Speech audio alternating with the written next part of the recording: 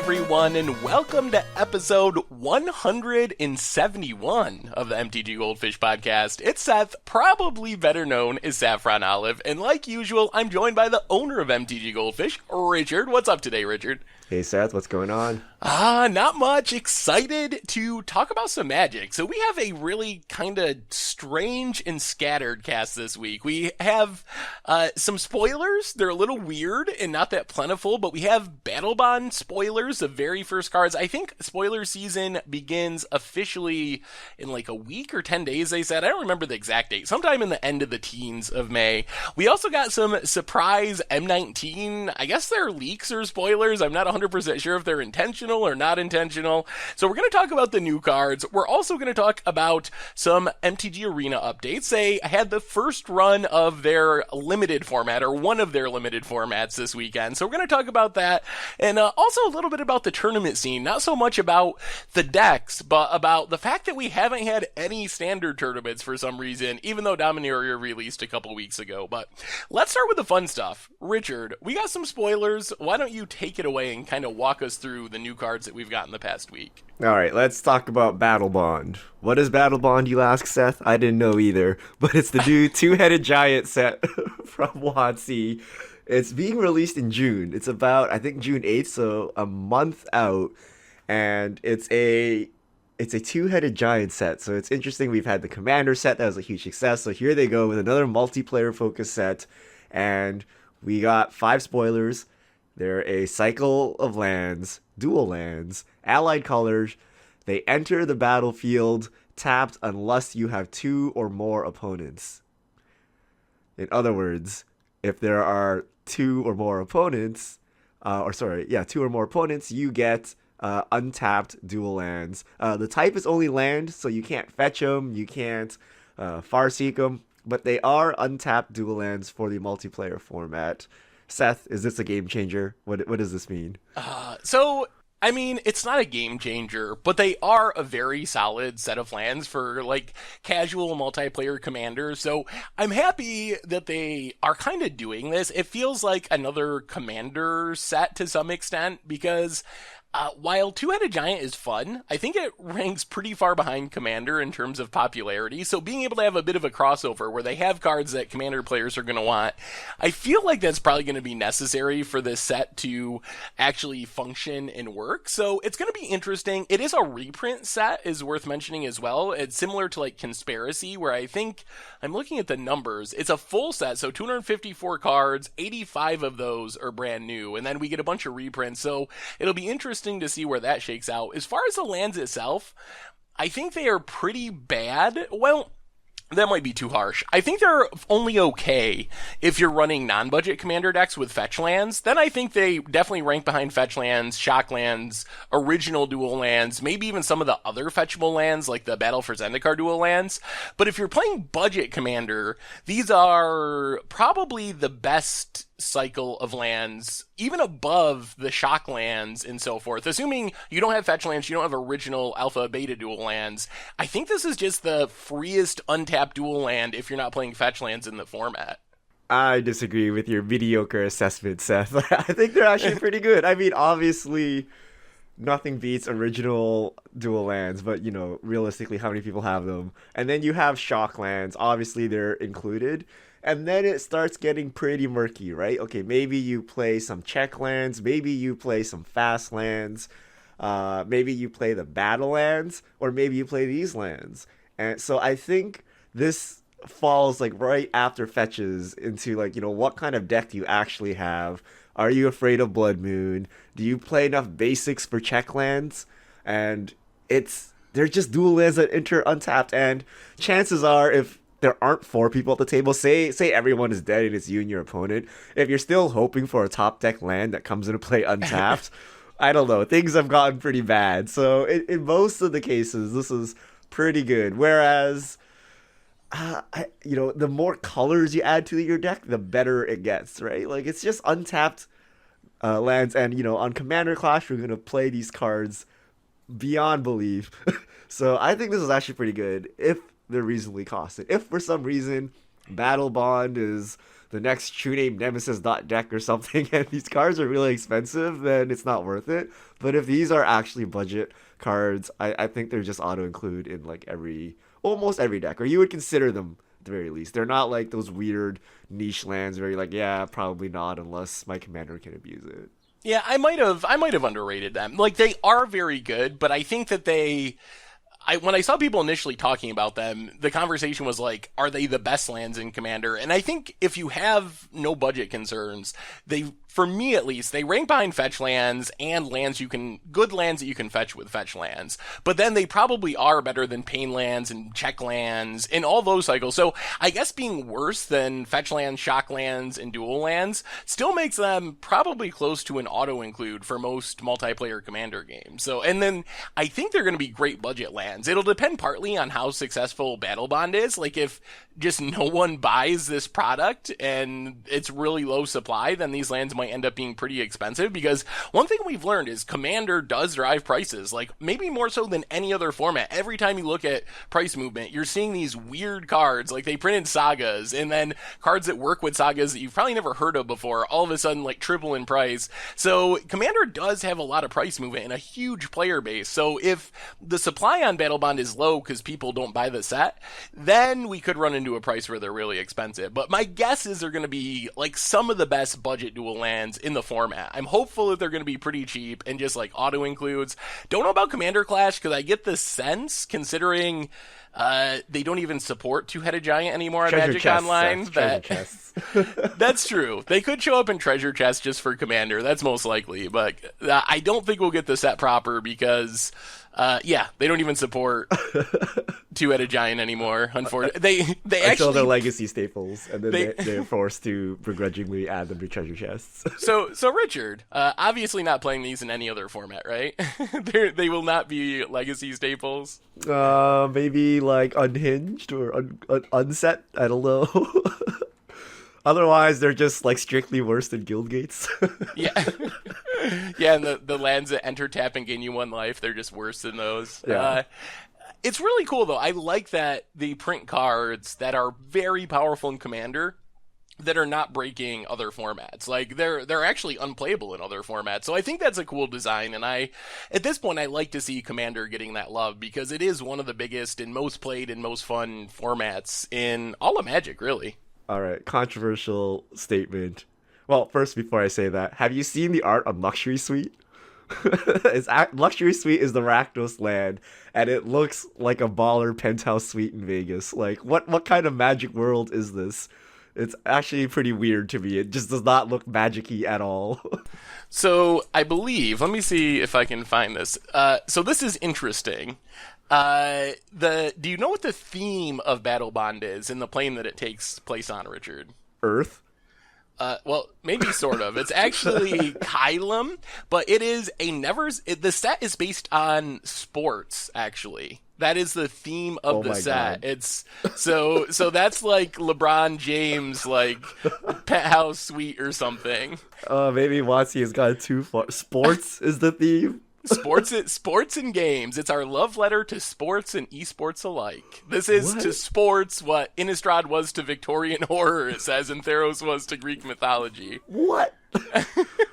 Okay, I mean, I guess we could try this, but it just seems really weird. Okay, we're gonna have like football-inspired cards and stuff. Okay. Yeah, I'm very curious if it can hit those tropes without being like a really weird silver bordered set, like an unset, falling into like some of the jokes and tropes and I don't know, stereotypes. Yeah. So it should be interesting. All right, back to controversial opinion. What if WotC simply had put the basic land types onto these? I think they should have. I think that would have made these budget dual lands for Commander. They would have been, and I don't know the downside of that. It doesn't break the reserve list. They're completely unplayable in Legacy. So if the concern is Wizards doesn't want to support Legacy for some reason because they want it to die and it's not profitable, it wouldn't even do that. So I feel like it's a big missed opportunity to not have made those just the premier dual lands for Commander. Yeah. Okay, maybe it wasn't so controversial at all. But yeah, I think it should have been fetchable. And then you could have fully powered EDH mana bases without touching the reserve list, without making legacy players mad, without, breaking the balance of decks in legacy and stuff like that. So, yeah, maybe if Battlebond takes off, maybe the next set they'll release some fetchable multiplayer land. And then you just have to play like the silver border cards that like, oh, your opponent gains a teammate or something, and Yeah. then you have Yep. real dual lands. Yep. Yep. All right. Battlebond is not the only spoilers we got. We got quote unquote spoilers, which I don't think they're spoilers, but they're real cards. I think they're leaks, but somehow someone got the cards. Of Core Set 2019, which is the next expansion. It's a core set. This comes out in July, so this is about 2 months out. And we got a whole bunch of cards. I don't want to list them all because they're all common, but an interesting card we got was Goblin Instigator, which is 1 in a red. It's a 1/1. It's a Goblin Rogue. When it enters the battlefield, create a 1/1 red Goblin creature token. I think this card's actually pretty reasonable. It's very similar to like Dragon Fodder, and that might not be exciting, but remember, all these cards are commons. We're not talking about the Chase Mythics from the set or anything. And Dragon Fodder is the kind of glue that holds together tribal decks. Putting 2 on tribe members on the battlefield on turn 2 is really powerful when you maybe have a Lord on turn 3 or a Goblin Rabblemaster on turn 3. We got Siege Gang Commander, we got Goblin War Chief. So we have a lot of stuff. I think for me, the most exciting part of this is it seems to suggest, at least to me, that goblins are going to be supported in Magic 2019. And they're close. They got a lot of cool stuff from Dominaria. And I think if we get one more goblin set, especially a Lord, fingers crossed for a Lord, we might actually have just like tribal goblins in Standard. Yeah, I think this is actually really exciting. I mean, it is basically Dragon Fodder, but the fact that it has a goblin type on it and it is a creature is quote unquote a game changer. So you can, for example, say you have a Goblin War Chief out, that cost reduces this. That doesn't cost reduce Dragon Fodder, right? So for basically 1 mana, you get 2 1/1s. Go nuts with this. You can draw it off Ringleader. You can tutor it up off Matron, although I don't know why you would. You can reanimate this. The fact that it's a goblin type, you can cast it off Cavern of Souls. Like I don't know. So it does things because it's a creature. And it's not strictly better because Dragon Fodder does different things. For example, you can fork it or you can Snapcaster it or something. I don't know what you would do, but I think being a creature is more in line with what Goblins wants, because a lot of the things it has to do with Goblin types and just creatures and getting more bodies on the battlefield. So I actually think this is actually pretty good, and we might actually see it played in Standard because we do have War Chief. We do have various random Goblin cards lying around. So if we get enough pieces, you could probably piece together a Goblin deck. The question is, Seth, do we play this in Modern? I think the problem in Modern is I think that Mog War Marshal is basically a strictly better version of this. So the question is, do you want more Mog War Marshals? And I think maybe like Mog War Marshal's really good in decks like 8-Whack in Goblin Tribal, just because it puts 2 bodies and those bodies benefit from Bushwhackers, from the various lords that you have. So it's possible that it gets played as like copies 5 and 6 of Mog War Marshal or something, but I think that Mog War Marshal is mostly just a better version of this. So it would be extra Mog War Marshals, not replacing Mog War Marshal. Mm-hmm. All right, other cards from Core Set 2019, which we won't talk about, but we'll list. Open Speaker, Tormenting Voice, Yeah? Anticipate. Uh-huh. Anything else? I mean, we have some staples like Cancel, Active Treason, Those Mighty are Leap. so those are the main ones. Disperse would have been maybe on the list if it wasn't for Blink of an Eye just being printed, and Blink of an Eye is just literally that with a kicker attached to it, which makes it literally strictly better, even though that term is usually a little overused. So those are the main ones. Omen Speaker was playable in its day. Tormenting Voice, I think, is now basically evergreen in standard. I think it's like alongside cancel is just a card that they're always going to make sure is in standard, and it's a good one to have in standard. Like if when the right deck comes along, it is playable in Reanimator with Pyromancer's goggles or other weird prowess type things. The other thing that's kind of interesting to me, I think, because these cards are so bad, I guess we'll go with they're just commons. They're not like even necessarily the best commons.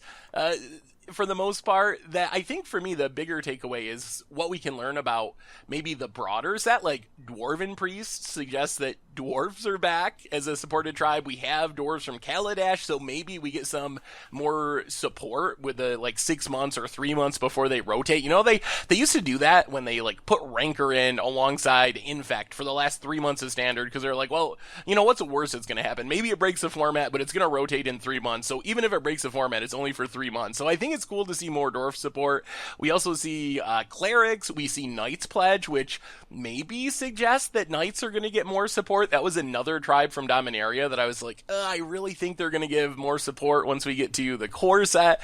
So I think that that's the most interesting stuff for me, is like the flavor and theme takeaways that we can kind of speculate on based on these random comments, rather than any of these cards themselves being playable. Because apart from Goblin Instigator and a couple of the reprints that we mentioned, these cards are pretty much just limited fodder, I think. Yeah, and before we poo-poo too much on the set, there are good cards that come out of core sets. Like we had the Titan Cycle came from a core set, so Primeval Titan, Inferno Titan, etc. Thragtusk. I don't understand why people look down on core sets. Like, I think core sets, I know they're simpler than a normal set and less complex, but they're really powerful. I am super excited for it. Like, I could probably rant for the rest of this podcast about why I think it's so important that core sets are back. But like you said, there's a ton of good cards that have come from core sets. Baneslayer Angels, Titans, the Flipwalker Cycle from Magic Origins. There's a lot of constructed playables. Then there's a lot of just fun casual cards. Starfield of Nyx.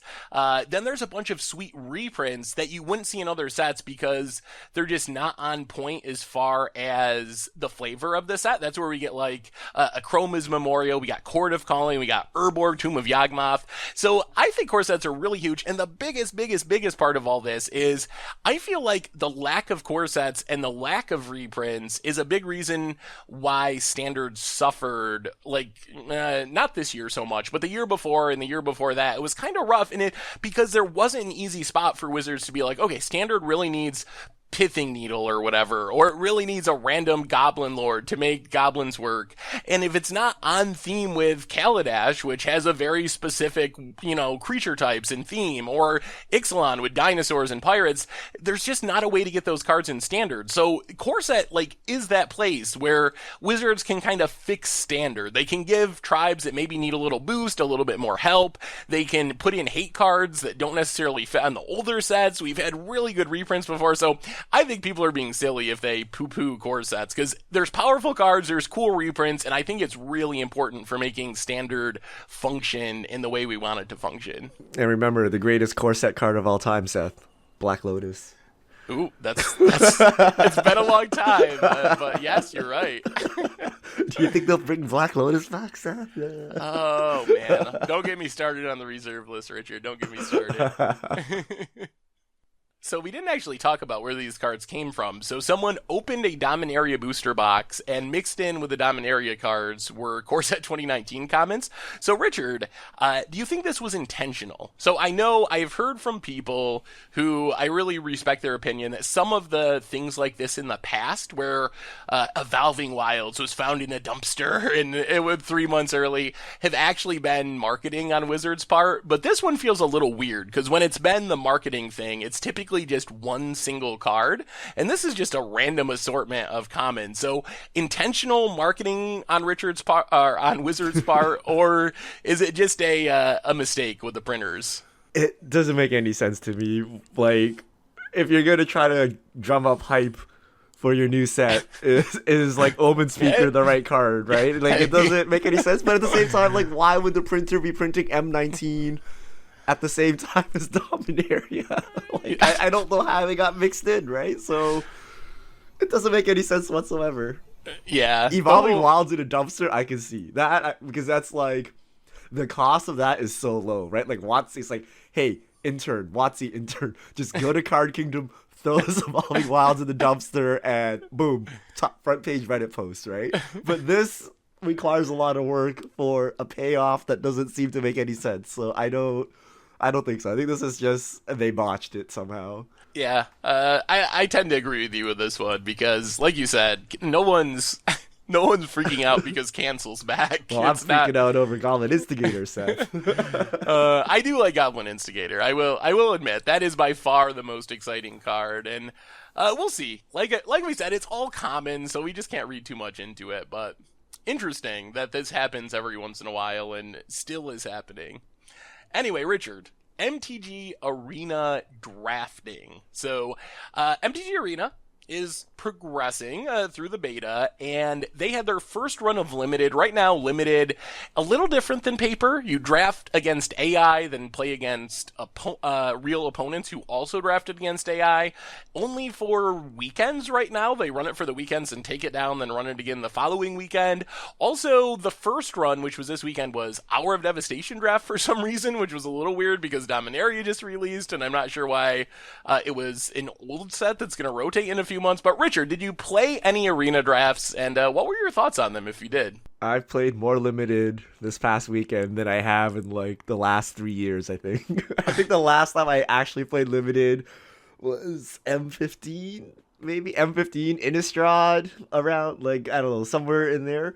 And I played maybe 5 or 6 leagues, or I don't know what you call it, like the full draft runs. And it's pretty fun. The AI is a bit quirky. It passes the same cards over and over again. So if you know what it's doing, you can craft yourself an excellent deck, and you can also fill your vault because you get a ton of bulk rares, a few bulk mythics, but you can fill up your collection pretty quickly, and then after you get a few runs in, your vault meter starts filling pretty quick because you keep getting the same commons and uncommons and rares that the AI keeps passing.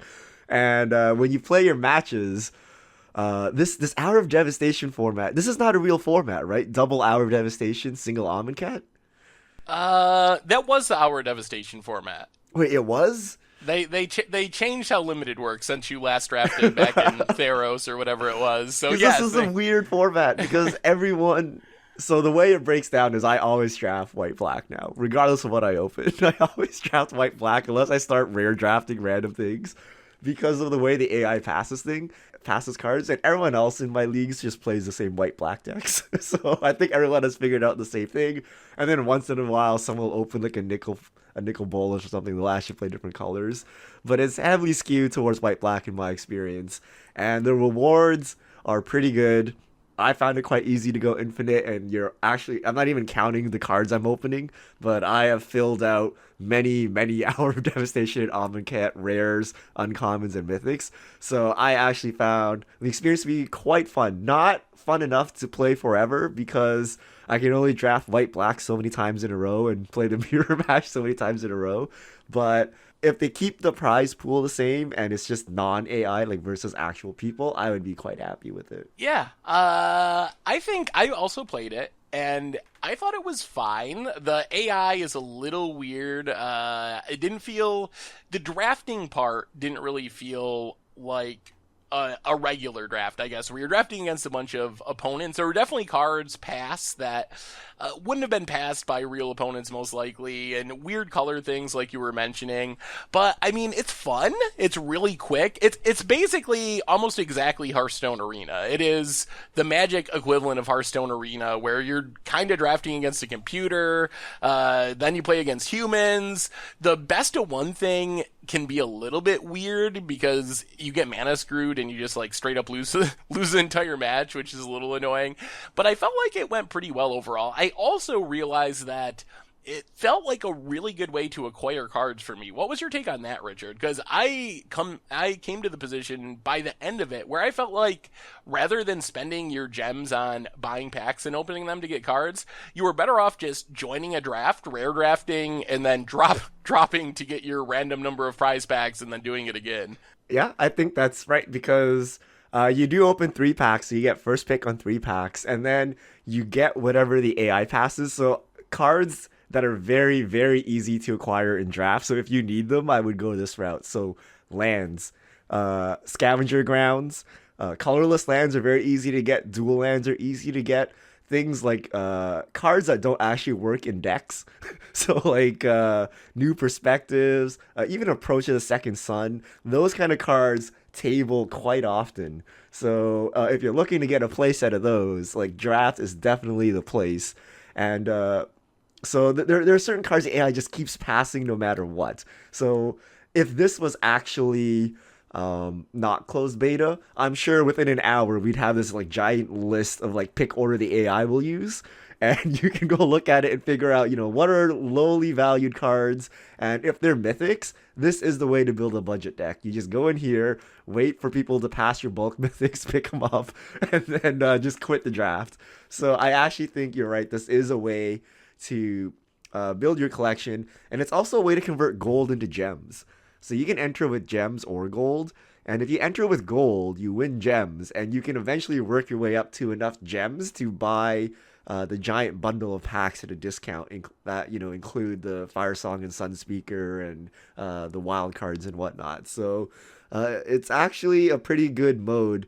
The only thing is you have to play limited. So if you don't like limited, you have to play limited.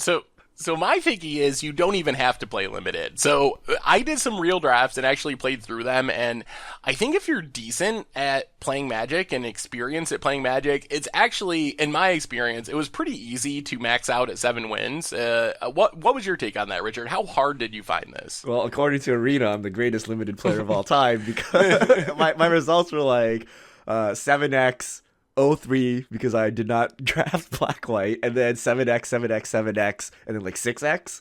So like I would have won the Pro Tour or something with that record. So I don't know what's going on, but I'm enjoying the free gems and cards.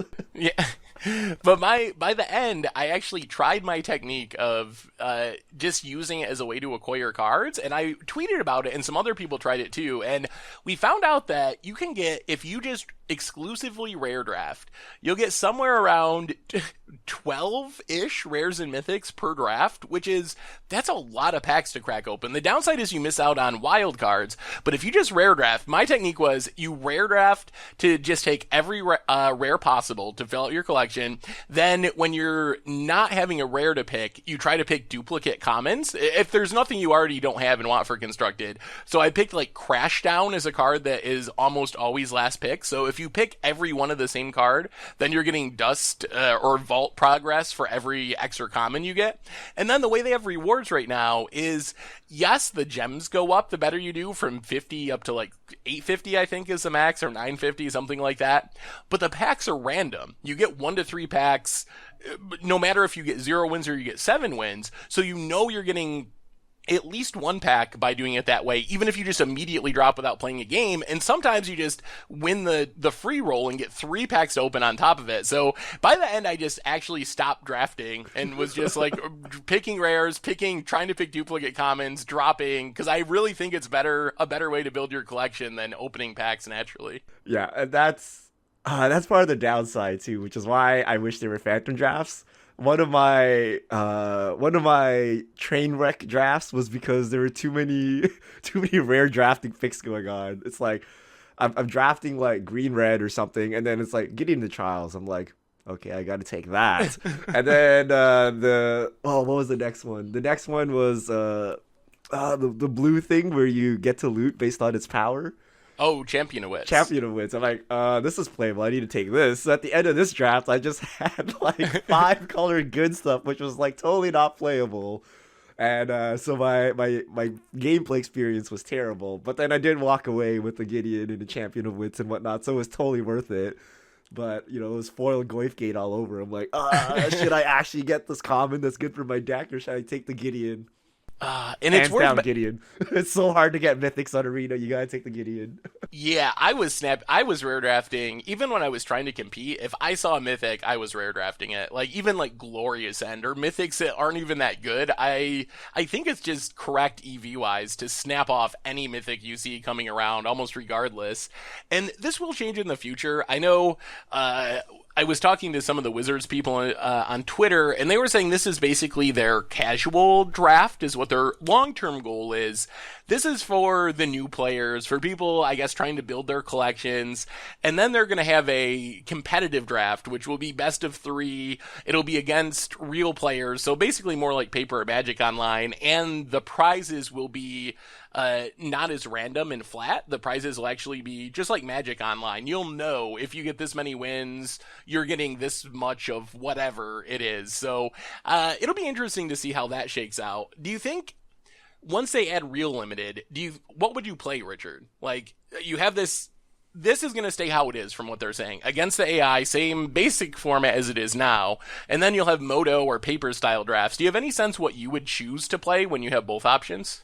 Whatever the best of one format is. You really like best of one that much? I really like best of one because it's fast. Because I don't know, I'm like boiling some water or something. I'm like cooking dinner. I can go over there, turn on the water, walk over here, and know like within 5 minutes I can finish this match unless something goes terribly wrong, and then go back. And it's not like this, oh, it can take anywhere between 5 minutes to an hour, right? So I like the best of one format. Yes, it changes Magic. There's no sideboarding, and there are certain cards you'll never play because they're sideboard cards, and you know there's just no spot in the best of one.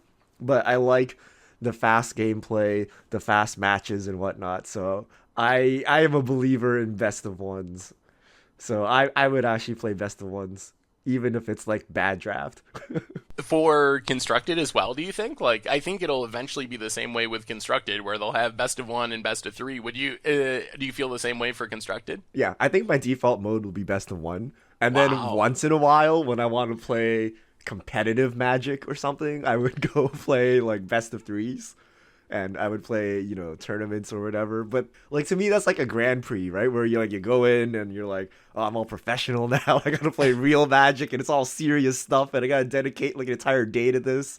Whereas best of one is like, oh, I'm on the bus. Let me whip out my phone, you know, sling some spells, and then like that's it. So I think best of one will be the default mode because it's just so fast and convenient. So question then, before we got one more topic before fish mail, but one more question about this. Uh, you're an experienced player who's played best of threes your entire life, and you're talking about switching over. I assume that Hearthstone players and new players will probably value that even more, which will probably be the default mode for a lot of those players. Do you think there's any concern? Like, one of the upsides of Magic Online is it's exactly like paper Magic. So if you learn how to do stuff on Magic Online, as long as you could like shuffle your cards, you can go and play a paper event and it's going to be exactly the same. Do you think there's any downside of a potential disconnect where new players are learning Magic, but this different format and form of Magic without sideboarding, some different card choices and metagame?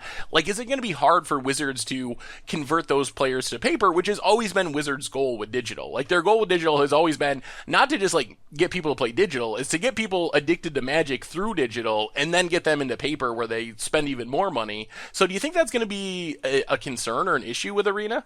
It's different, but I don't think it would be a concern. And I mean, you say it's easy to play Moto and play paper. I'll see you at Grand Prix Vegas, Seth. If you play Moto for a while, you forget about triggers and you forget about doing things correctly because Moto just forces you to do mandatory triggers. We'll see Yeah, I'm how good. many Bob triggers or Ether Vial triggers you miss while you play paper after playing Moto for so long. Yeah, I'm getting DQ'd. Yeah, it's the same. It's the same thing, right? If you don't sideboard, yeah, you're not gonna remember how to sideboard. You don't know the sideboarding strategies. You know, you don't know how to play differently.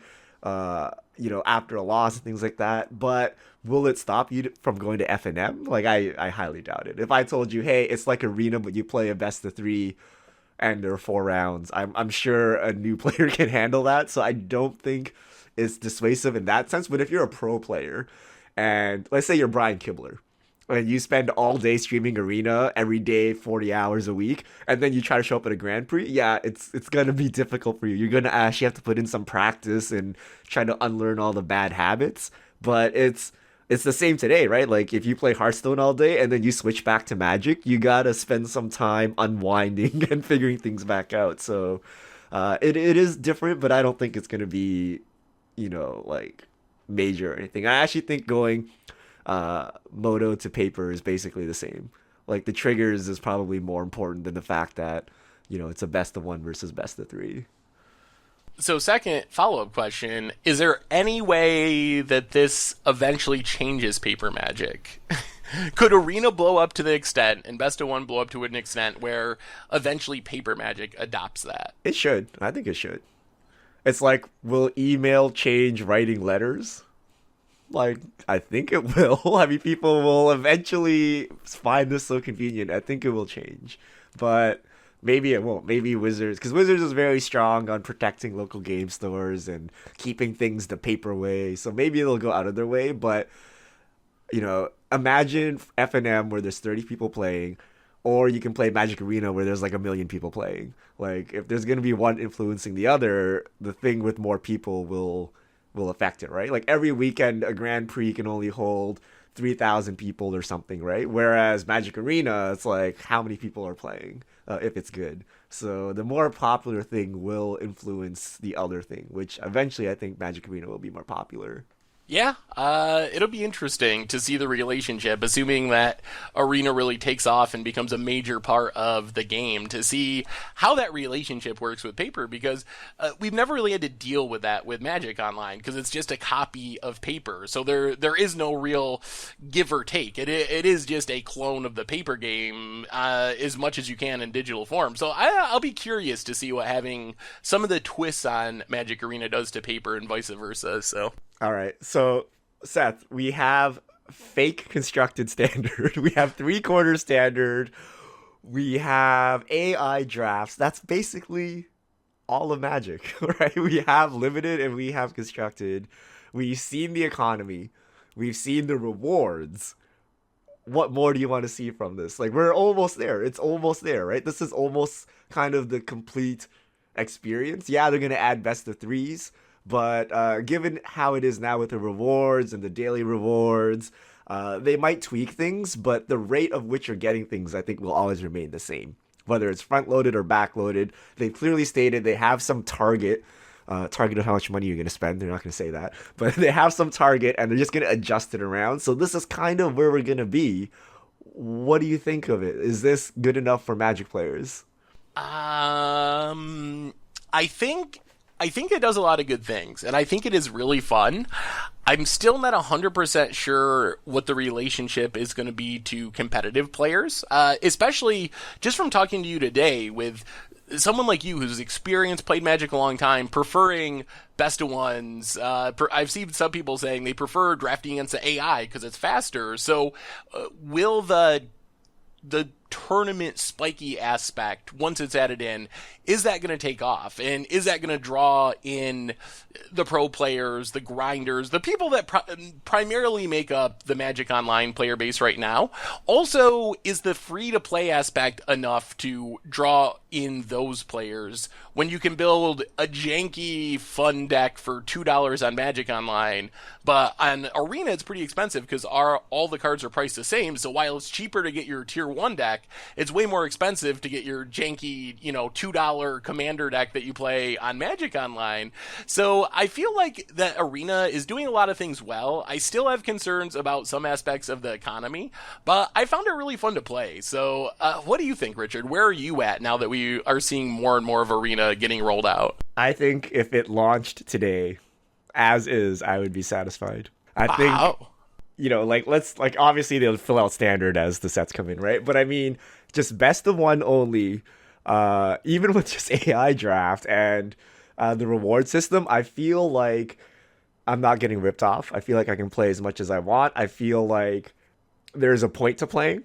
For example, Magic Online, there's actually no point to playing. Like, the point of playing is you want to improve yourself.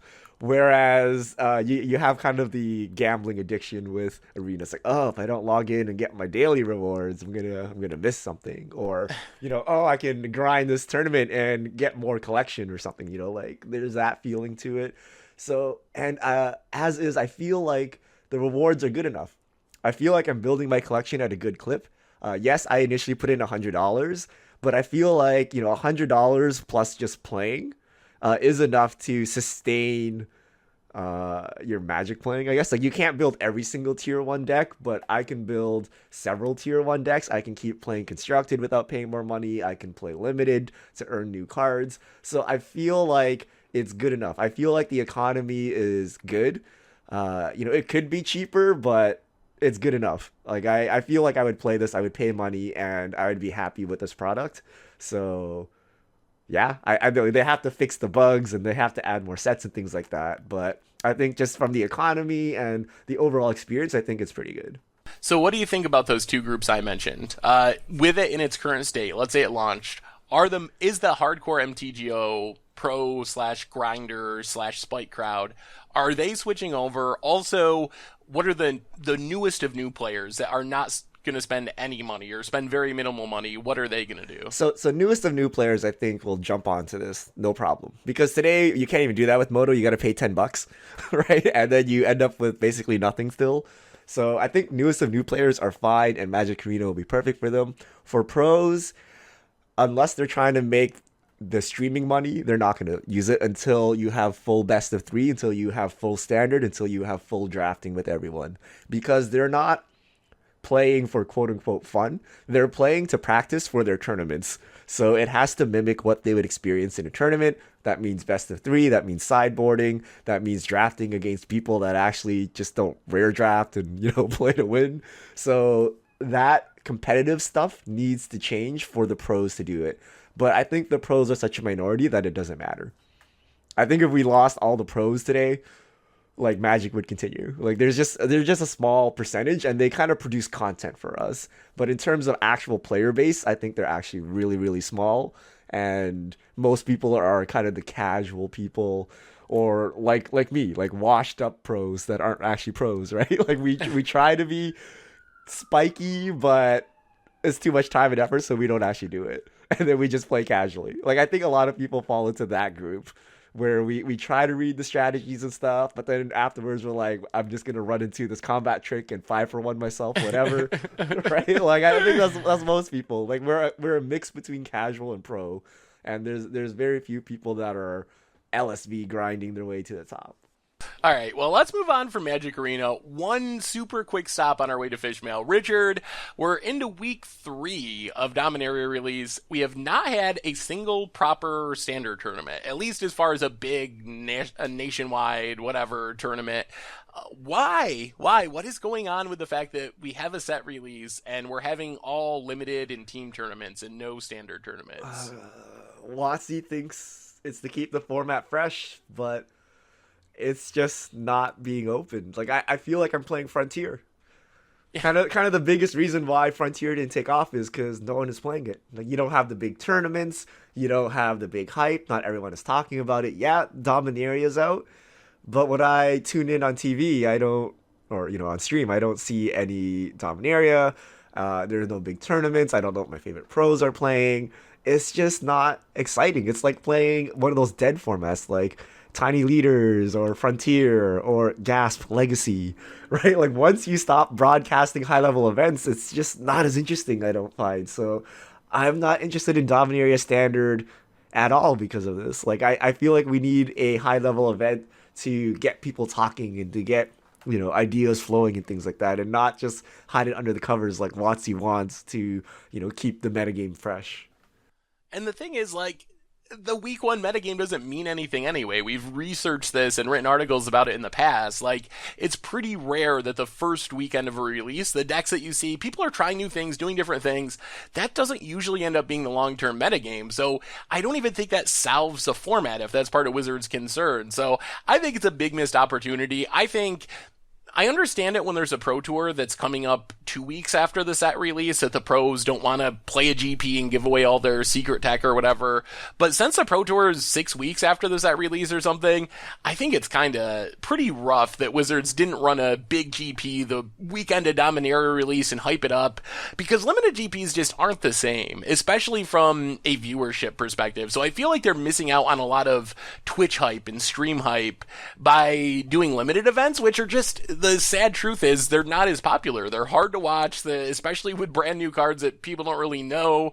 They don't have the cool decks that are bringing some amount of people into watching the event. So I feel like they miss out on a lot of hype by not doing a big standard event right away. And I'm a little surprised Star City Games doesn't do it. Like, I understand why they're not doing it, and they're trying to position themselves away from Channel Fireball, who's an exclusive like GP provider. So Channel Fireball does standard stuff. They do all the GPs. Star City is trying to make themselves like the eternal Twitch tournament scene, where they're doing team events with Legacy, they're doing lots of Modern, so they're not directly competing with Wizards GPs, but still, for week one, it seems like having a standard tournament could be a good idea. Yeah, I really dislike the 6 week pro tour. This is the second time I guess we run into it. Remember the Worlds fiasco where everyone showed up with Teamer Energy? And that was our showing of standard. Now we just get nothing. Yeah. Ugh. Well, we'll see. They're still trying new things. Hopefully that they make some changes. I like the Pro Tour right away, too, because it does generate hype. I know maybe from Wizards' perspective it does bad things to the metagame. I don't know if I agree with that necessarily, but definitely missing out on a lot of hype by waiting for 6 weeks to have a Pro Tour. Anyway, let's move into Fish Mail. What do we got this week as far as questions from the Fishbowl, Richard? All right, if you have questions, send them to @MTGGoldfish with the hashtag MTGFishmail, and we'll get to your questions. From EloQ, what are your favorite foods? Mine are Bloody Marys. That's EloQ's. Mine are not Bloody Marys. That's is that even a food? Maybe. Sorta. I'm gonna go with. Let's go with pizza, I guess, is a pretty safe choice. I mean, I am from New York. We make good pizza. You're from upstate New York. Is pizza good in upstate New York? We get some of the trickle down from the city, yeah. Favorite foods? I like a good steak. I like a good ribeye steak. Sebastian Tans. Do you think cards with similar power level to Fact or Fiction or Gifts Ungiven would be fine in Standard? Oh boy, they would be very good. Gifts Ungiven probably would be okay, I think, assuming there's no combos as far as like Unburial Rights or something in the format. So that might be okay. I think Fact or Fiction would be probably one of the best cards in its standard format if it was legal. Yeah, you just need to make like Ramunap Red to kill people before Fact or Fiction goes off. What was the saying? End of turn Fact or Fiction, I win, or what was that expression? I think that sounds right. Or end of turn Fact or Fiction, you lose. There's a saying. Basically, Fact or Fiction is really good. Vinici USA Bessa. If Moto had 30-minute timers per player, but the game ended as a draw if total time exceeded 50 minutes, wouldn't this be closer to Paper Magic and fairer? I don't like the idea of someone losing control mirror because they're slower than opponent. I mean, it would be closer to Paper Magic to have draws. I don't know if that would be fairer. I don't know. It might lead to weirdness with someone trying to manipulate the clock to get a draw potentially. So I don't know. I don't think I like the idea, but it would be more like Paper. Yeah, this goes back to our kind of pros practicing for Paper. This is another difference between Moto and Paper. But if anything, I think Moto does it correctly. I disagree with the statement that in your control mirror, if the game goes too long, it should be the slower person that loses. It's just if there's anything to gauge on, it's like time. So if anything, if you could in Paper have a chess clock, I think that would be ideal, but it's not easy to implement. Like, when do you press the button and things like that. So I think Moto does it better, actually. And I think it's kind of BS that in Paper, someone can slow play and kind of milk out the clock and it's still within the rules and you end up in a draw. Whereas on Moto, there is no room for ambiguity. I guess you could spam triggers and hope your opponent doesn't know F6 and they can't get through them, but it's a lot more fair and less ways to game it on Moto than it is in paper. And in theory, like I guess I'm fine with in a control mirror. If the game is not ending, the person who played faster probably deserves to be a winner. Like that probably means you played better than your opponent because you're at the same, theoretically, like the same spot in the game, but you did it faster with spending less time, thinking about things. So Yeah. I don't know. And it's correct in paper too. Like the good control players play ridiculously fast. Like if you watch Shota play, they play ridiculously fast so they can actually close out games and not get draws in paper. Sebastian Tans, do you think Magic is dying? Wizard makes a lot of mistakes image wise and products have become really bad. The product made by Wizards feels fake. Your thoughts? Well, can you read the first part of that again? Is Magic dying? Oh, no, I don't think Magic is dying. We've definitely had some rough times with standard and card quality, but Dominaria seems like it's been a huge success. It seems like the card quality is, if not all the way fixed, it's improved. I've been checking my Dominaria cards every once in a while, and they seem like they're holding up pretty well, which isn't necessarily the case for some past sets. So I don't think Magic is dying. I feel like we've had a rough time, but I feel like we've pulled out of the rough time pretty well. Yeah, I've seen people say like Dominaria has sold like twice as much as any other recent set. So if anything, we've just had the greatest set of all time. So I don't think it's dying, but there is the joke where they're saying, counterfeit cards can counterfeit Magic cards exactly, except they just can't get them to curl the foils like the original product. So yeah. More than a Fro 11. Did Goldfish get sponsored by Zaxby's? New budget Magic showcase features a new Zalad. What is Zaxby's? Is this an East Coast chain? I don't know. I've never heard of it. Apparently, they sell salads that are called Zalads. I guess I'll have to Google it. I have no idea. Oh wait, what's the actual card? What is the card that you can't pronounce that you pronounce as Zalad? Zahid. That's how you actually pronounce it. So you do know. Yes, I've learned, but it is now named Salad as far as the stream is concerned. 72 J Fisher. What do you think of different rarity planeswalkers? Like uncommon planeswalker in at 2 that only have a plus and minus and no ultimate. Hello, Tybalt. Yeah. Sorry, Tybalt. You've been downshifted to uncommon. Tybalt probably could have been a common, honestly. I don't know. I don't know if we already have a lot of planeswalkers. I don't know if I just want the great flood of planeswalkers. We will eventually. Probably. Because we just got our uncommon legendaries, right? they got to keep pushing the design space, and soon enough, we'll get like downshifted, or we'll get downshifted planeswalkers, or just planeswalkers at rare. I think that will be a thing eventually. Like maybe we go to a plane where everyone is a planeswalker. Oh boy! Like, can you not? Like, I could totally see that as being a set, and it's a Planeswalker Matters set, right? So like that could totally be a thing. Yeah, I guess I could see that happening. All right, Sebastian Tans, textless masterpieces. Do you think Wizards will do them? I'd love a textless brainstorm masterpiece. I think Wizards basically has a blanket rule against textless cards at this point. I like them, but from Wizards' perspective, they think they're too daunting for new players that don't necessarily know what Brainstorm does like you and I do. Yeah. My favorite is Cryptic Command. Oh, that's so good. That's the Cryptics I play on Magic Online. You gotta see, Cryptic Command is too good now. You gotta take like a obscure thing like, I don't know, Esper Charm or like a Tarka's Command or something, where it's like you kind of know what it does, but you're like, what is that third mode that no one really uses? Like, what does it actually do? Like, you gotta get one of those cards. Yeah. Jason A. King. I played a guy in Arena whose name was at *** Twitch TV, who was streaming his matches on Twitch. Do you think he deserves to be ghosted? What if your handle is actually your Twitch stream? Should you be ghosted? You're kind of asking for it, but I would still not ghost personally. It's against my personal code of playing digital Magic, but I could see the temptation if you're actually having your Twitch handle advertised like that. All right. Chocumbra, the current format of Magic Arena being best of one, I've struggled to build control decks that can answer a variety of threats. Thoughts on how best of one format may warp the arena meta? Yeah. I mean, it makes it. It's definitely different, and it does make it harder to play kind of true draw go control. Probably the most successful control decks are either Scarab God or maybe some approach decks have been pretty good.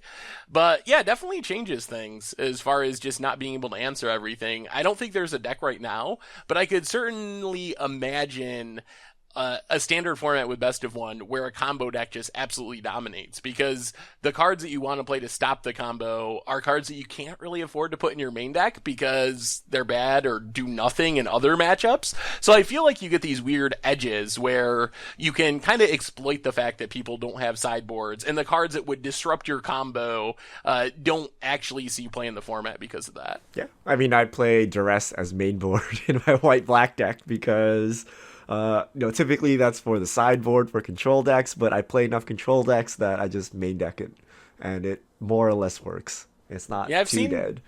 I've seen like main deck naturalizes some people playing, so you definitely do see some amount of cards you think of as sideboard cards slipping into main deck, so that's a good point too. All right, Edie Vanta, can you explain why the extended format is not supported anymore? It seems like an interesting format compared to modern. So it kind of got unpopular and then they switched to modern. And now, looking back on it, I think people maybe remember it more fondly than it actually was remembered at the time when they dropped it because it was actually a pretty unpopular format at the end. How big was extended? How many blocks or how many sets was it? It changed from time to time. I think that at the end it was 6 years of sets, something like that. Okay. I mean, I could see how you hit like the bad 6 years. Like, you know how sometimes we get bad standard? You can get bad extended, and then it just leaves a sour taste in your mouth, and then they just axe it, and then you get all nostalgic, and you're like, oh, that was the greatest format ever, even though I didn't play it when it was around, right? So yeah, but maybe eventually they add one back in, but who knows? Z Shepherds, Firesong and Sunspeaker, I think will be printed in a supplemental Brawl deck. Seems like Wizard makes good money on Commander products and Brawl products, would fit right in line with a way to supplement expensive standard staples, similar to Challenger decks. Yeah, we'll see. I don't know if I expect Brawl decks this year. I think that that's something that could happen, but I would be a little surprised if Wizards jumped right on it that quickly. I mean, Firesong can just be included in a Commander deck as well. Yeah, I think that there are ways that they can reprint it, and they probably will end up reprinting it. The question is it 3 months from now or a year or two from now? All right. Alex Bianchi just got on Arena and got a decent amount of wild cards doing dailies and weeklies. I want to get a real deck now and stop using the ones I made with stuff they give you, but I don't want a deck that will rotate out of standard. Recommendations. No mono red, please. That's the best deck. So I wouldn't worry about rotation. Your collection will probably be wiped before rotation happens. So they will wipe again sometime soon. So that I won't worry about. White Black Vampires was fairly cheap to make. Not a lot of mythics. And the mythics you use, you already have. That's what I built, and it's pretty easy. I built that before I built Mono Red. I've seen White Black Vampires be pretty decent on Magic Arena, so I think that's a fine choice. And I do agree, wipe will be incoming, so kind of just do whatever you want, because there's going to be that wipe rotation before long anyway. All right, Sugi time. Why don't you play leagues with your videos? From the outside, it looks like you're specifically avoiding playing the top tier decks. Seems misleading. Am I wrong? There's a bunch of reasons. So it depends on the series. On Much of Bruin on stream, we play leagues. With Budget Magic, I could see an argument for playing leagues. I don't think that it's avoiding top tier decks because you run into the top tier decks anyway, but you are more likely to run into some brews in the 2-player queues. The biggest upside of not playing in leagues is you have more control over the matchups. With my experience in leagues, sometimes you just play the, mono red 3 or 4 times in a league, and people have had really lacking feedback or bad feedback as far as video series that have the same matchup over and over and over again. So doing 2-player matches gives a lot more control, because if you keep running into the same deck, you can actually just scoop and move on to the next match. And for against the odds, I think the biggest argument is it's more about doing cool things than necessarily trying to build a deck that's going to win a GP. So it's also a variable number of matches. Sometimes we have 7 against odds matches. Sometimes we have 4, depending on how fast or slow the game is and the matches go. All right. Richard Casby, would a card that only shuffles a target player's library be good? I mean, you could play it against odds with like Psychogenic Probe, I think, but in general, no, I don't think just tap to shuffle your library would be played. I think there's cards that do that actually, Yeah. like creatures that do that. Even if it's say 1 mana and then it cycles for 1 and target player shuffles the library, I still don't think that's good enough. Like that, the opportunity cost on that 1 mana is worth more. Like there's very few situations where this matters. Like yeah, if they I don't know, they scry to the top, you can shuffle them to get them. Or, if you brainstorm, you can either mess up their brainstorm or shuffle away your brainstorm. So there are uses for this, but I think it's so niche that you don't need it. It's kind of like looking at target player's hand. It's like, yeah, there's a benefit to it, but is it worth a card and is it worth the mana you're going to spend to do it? And maybe Lantern Control. They might play, if you had a 1 mana artifact that was just tap shuffle target player's library, Lantern Control might play it as like a one of. Yeah. Draco Lucian, would there be a way to occasionally have brawl decks for instant deck techs? Possibly. I haven't really figured out how to handle Brawl yet. The tournament scene is all brawl and brawl, and it makes it very hard to actually make content for it. But maybe just casual brawl decks. If that's something you want, let me know in the comments, because it's definitely a possibility that we could do that if there was popular demand for it. All right, QDig. I think there needs to be a poll or website to find out if Seth is probably better known as Saffron Olive. All right. Well, I'll try to run a straw poll at some point and find out what I'm actually known as. Kid Panama, do you think Bardu vehicles could be ported to Modern? More efficient creatures and spells such as Thalia, Lingering Soul, Smuggler's Copter. I think it would be like 3rd tier probably, but I think that you could win some games with it. Because Smuggler's Copter is good, you do have decent creatures for it, so I think an upgraded port could probably win some games, but I think that it would probably just be slow affinity as far as being tier 1 deck, so I don't know if I could imagine it being a legit top tier deck. Yeah, I think Smuggler's Copter was so good in Standard that I got banned. But in Modern, it's just not played, like, you don't have to go up Bardu vehicles. There are plenty of creature decks in Modern, but we don't play Smuggler's Copter, because it just costs so much and it dies the lightning bolt in addition to all the other removal. So I don't know that Mardu vehicles would be good, and if you massage it enough, it becomes like some Mardu Pyromancer deck, and then that could be playable. But then it's like so far removed from Mardu vehicles that it's no longer a vehicle deck, right? The other problem is like Modern is very prepared for artifact decks. That's like a staple of sideboards. Because of Affinity and Tron and other decks that use artifacts, almost every deck is going to have Stony Silence or Ancient Grudge, and those type of hate cards are something that you don't deal with in Standard, where your opponent can just play a Stony Silence on turn 2, and all of a sudden your entire deck is invalidated, or an Ancient Grudge blows up 2 of your vehicles for 3 mana, and all of a sudden you just lose. So the format's hostile to slow artifacts like that anyway.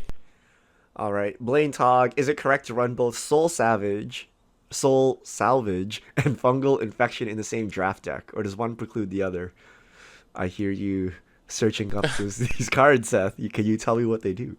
So Soul Savage, 3 mana, return 2 target creatures from your graveyard to your hand, and what was the other one? Fungal Infection. Fungal Infection. All right, exiles a creature. Oh, wait, Fungal Infection. I think he's meaning the thing that makes saplings, right? Isn't Fungal Infection removal? Yeah, Fungal Infection's removal. I think it's the thing that makes saplings by exiling creatures from your graveyard. Fungal Plots. Yeah. 2 mana, exile a creature, make a sapling, sack 2 saplings, draw a card. I think it depends on your deck. I wouldn't say that you would just blanket never play those 2 cards together, but there is some anti-synergy there. But if you had enough ways to get creatures into your graveyard, I could see both working. Yeah. Canadian Crawler, will there be another Can't Wipe on Arena? I'm wondering if it's worth it to pay money for drafts. If my cards will just get deleted anyway, I might hold off on playing. Yes, there will be another wipe, but they will reimburse you for any gems that you buy. They'll give you those gems back. So even if we waste them all on drafts, we get the gems back, right? Yes, any gems that you buy. So if you bought 20,000 gems or whatever it is for $100, when they wipe, you'll have those 20,000 gems back, Yep. regardless of how you spent them.